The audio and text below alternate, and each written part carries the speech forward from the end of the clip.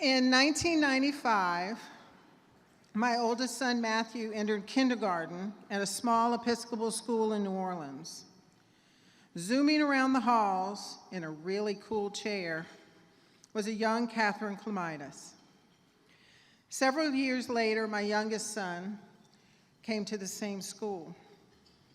Each year, Katherine's family would come to chapel and educate the student body about brittle bone disease, about how to approach Katherine, about her chair, and all of those things that were important to make sure that Katherine remained safe. One day, the boys and I were in Kmart, so that tells you how long ago it was, right?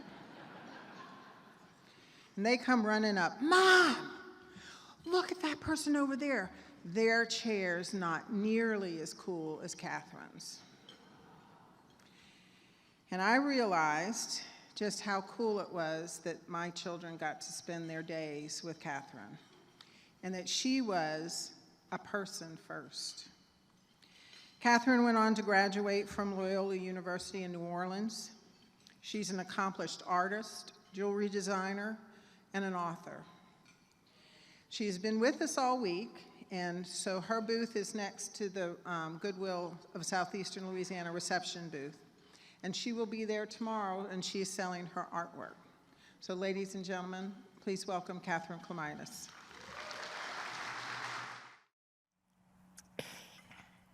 Raise your hand if you have ever broken a bone. How about 2 bones? 3? 5 or more? What if I told you that by the time I was 10 years old, I had already broken over 500 bones? I had broken so many bones that by that point, my parents and I stopped counting.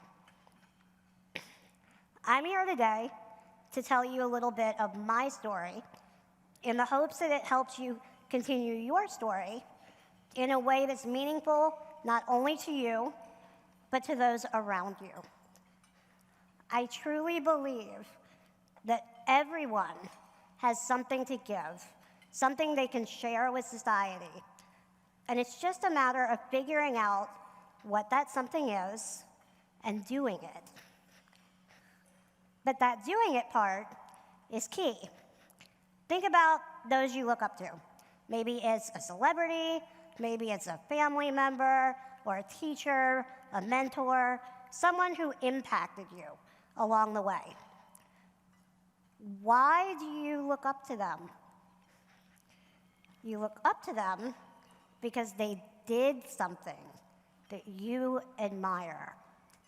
You can be the smartest person in the world or the most talented singer on the planet.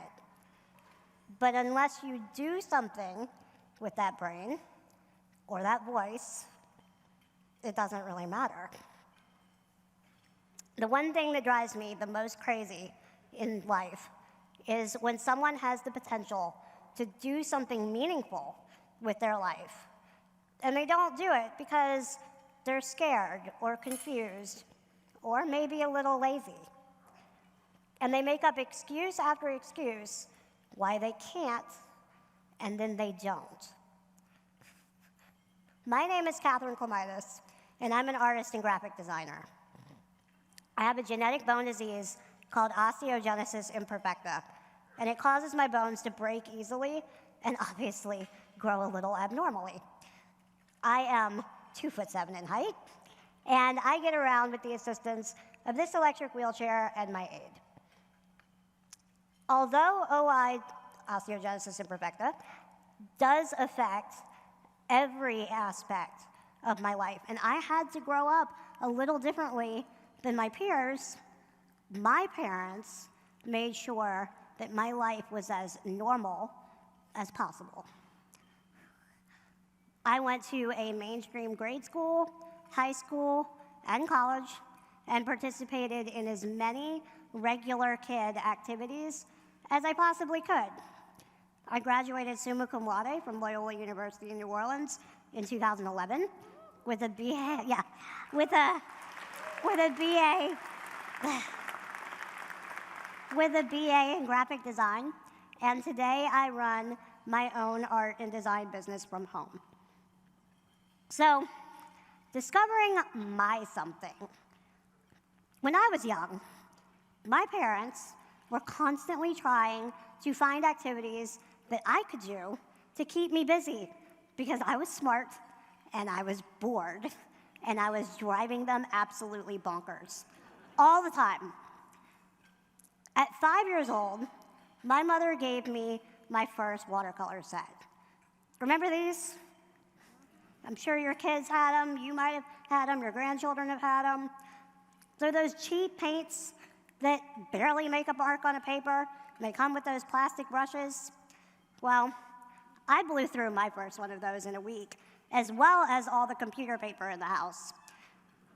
And it was clear that at that point, I was hooked. Art would be my something. And it turned out I was all right at it. My parents made sure that I was exposed to as much of the art world as possible at a young age. Through art in school, private art classes, summer camps, I got to get experience in all kinds of media, like acrylic and oil, and even glass blowing and printmaking. But watercolor stayed my true love. Growing up with two parents who are veterinarians, it's no surprise that my favorite subject was, and still is, animals of all kinds. I sold my first painting when I was 10, and I began painting pet portrait commissions of my parents' clientele while I was stuck at the office with them as a kid, and earning money at like 12 years old. And along my art journey, I had a couple of amazing mentors that helped me develop my skills and my process and my style. I found that it's easier for me to paint laying down because I can get into a position where my back doesn't hurt and I can rest my arm on my body and I can paint for longer periods of time. The problem with that is that the world looks very different when you're laying on your side. Robin, perhaps my most influential mentor, actually laid on the floor with me and saw the world as I saw it. And she taught me how to compensate for my weird angular degree. She made me practice drawing straight lines with no ruler and perfect circles with no compass, over and over and over. And there were days where I absolutely hated it. But it turns out that all that hard work paid off, because I know today that without Robin's lessons, I would not be the artist that I am. And in between those technical lessons, Robin taught me some life lessons along the way too. I can still hear her saying, draw what you see, not what you think you see. And that a good painting begins with a good drawing. She taught me that life is not always as it looks at first glance. And sometimes it's important to take a second look before you judge. She also taught me that I have to put the time and the grunt work in if I want to be successful in anything. So while my friends were off perfecting their sports moves and doing all the physical activities that they did, I was in my studio drawing circle after circle and line after line. And I learned that art isn't always fun. But then again, nothing really worth doing in life is always fun. I work hard, and it paid off. So although art started as a hobby for me, literally just something to keep me occupied, it turned into a passion and eventually a source of income. Art gave me something to share with society that made other people happy. But it also gave me a way to earn a living, even though I have some pretty odd physical challenges that most people don't. I found that there are a lot of jobs I can't do, but I can create art, and I can do graphic design, and I can earn just as much or more money than my peers. And in this way, art gave me a sense of independence I'd never really had before. My grandparents started hosting art and jewelry parties for me in their home when I was about 15, and I later built my business with that model in mind, where I bring my art and my jewelry designs into other people's homes. And because I'm from New Orleans, we have a party, right? So even though art is not always something I can say I do for fun anymore, it's opened up more opportunities for me than I could have ever imagined as that 5-year-old with that super cheap watercolor set. When I do talks like this one, the question I get asked most often is something along the lines of, what keeps you going? Or, how do you always stay so positive when all the challenges you deal with every day? But the fact is, adversity and struggle strikes everyone at some point in different ways. So what happens when life happens? How do you not just crawl in a hole and give up? Well, the short answer for me is that growing up, my mother never let me feel sorry for myself, even on my worst pain days. She and my father never enabled me. They taught me that I had a choice of how to participate in this life. I could either learn to live with this disease and lead a pretty good life, or I could be perfectly miserable all the time. And I learned very quickly that misery is boring, and we've already established I don't like to be bored. So I always try to choose positivity, unlike this sheep. That's not to say that I don't have bad days, or I don't ever have moments of feeling sorry for myself. There's never a point in any day where something doesn't hurt somewhere on me. Pain is just a constant force in my life. And if you have a chronic condition or some kind of long-term injury, you know that sometimes it just feels good to wallow in it and throw a hissy fit, right? But at a certain point, as my mother says, you just have to put your big girl panties on and deal with it. Otherwise, you'll never get anywhere. To me, life is more about how you deal with the challenges you face, rather than the challenges themselves. The choices you make about how you live really determines the path you'll take in the long run. Although sometimes your challenges might get in the way of fulfilling your something, I've found that by finding your something, it allows you to help you adequately deal with those challenges. Art has always been the something, that one constant I can turn to, and I have turned to, throughout my entire life. It shouldn't come as a surprise to you that my college application essay was titled, "My Life is a Physics Problem." It's the whole gravity thing. It really is a problem. My parents and I constantly had to adapt the world around me into one that would allow me to complete what seems like insignificant everyday activities to everyone else. I function best laying down, so I often lay down to eat and to drink and to even ride in the car. I have a large countertop in my bathroom that I can brush my teeth on. I paint laying down, as many of you have seen. I can type with one hand pretty fast laying down. When we were younger, my cousins and I even developed our own version of hide and seek, where my older cousin would go hide me, and my younger cousin would have to find me. And that was great.